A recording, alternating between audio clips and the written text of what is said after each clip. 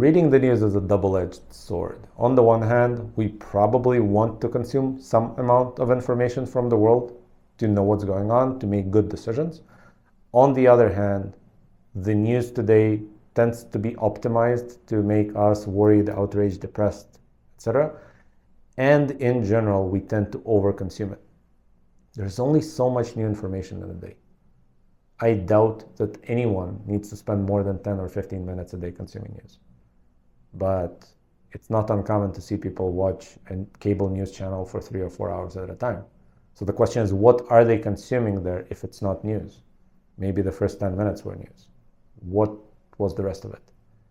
It was either the same thing on repeat and then they overdosed on news, or it was some sort of commentary on what somebody said about something that happened, which is not news, and you're still over-consuming stuff that is related to the news and probably makes you depressed and sad. Specifically, there was a study after the Boston Marathon bombing where they compared people who were at the bombing to people who consumed at least 4 hours of news coverage of the bombing. And they checked which of the two groups is more likely to have PTSD. The news consumers were more likely to have PTSD than the actual people who witnessed atrocities and probably heard the boom. Right? So news is good.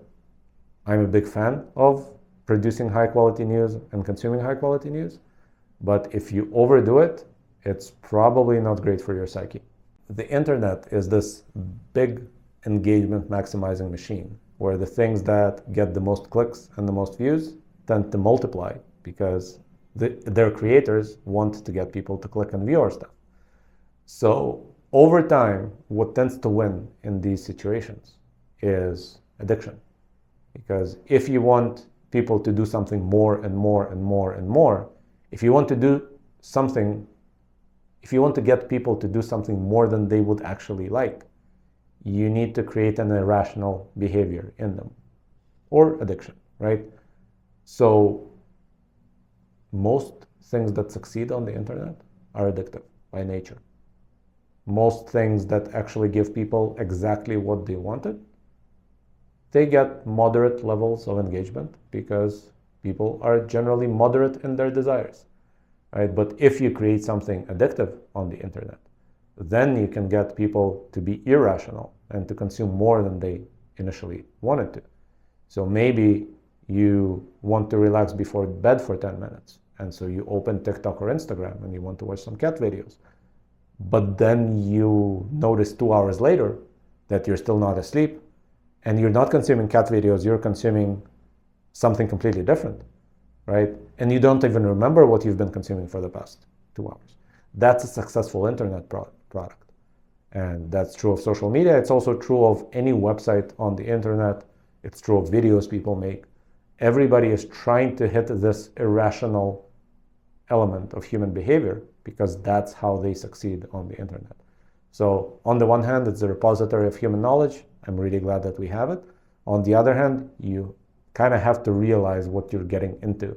That the moment you open a browser, you're entering a candy store and you have a sweet tooth. And so there's a chance that you will eat way more candy than you intended to because everything in that store has been engineered to be as palatable as possible. It's really important occasionally to just go out in nature and detox from anything digital.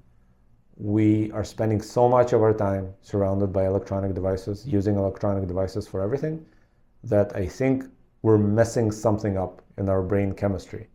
We're messing something up in our perception of the world, where people can't even cross the street without bumping into stuff or stumbling or crossing on red because they didn't look forward because they're so focused on their phones. You need to occasionally remind yourself that there's another mode that humans spent 2 million years living in, where there were no digital devices and you actually had to pay attention to your surroundings. Now, I'm not saying that you have to do that all the time. Obviously, the digital stuff is really useful. It makes us productive from time to time. But occasionally, you need to reset yourself. And there's nothing like a good forest to do that. We're having this conversation inside a big building that is several floors removed from the ground. We don't see nature. We don't hear nature. Everything is really sterile, really blank. And there's something missing in this environment. It's not quite what humans have evolved in. And so it would be useful for us from time to time to try to go back to an environment that seems like was untouched by man, even for a short period of time. It's a sort of rewiring for our brain for, here, this is baseline human programming. This is what we were designed to do. That's resetting our firmware to defaults, at least for a while. And then you can go back and build on what you've already been doing every single day.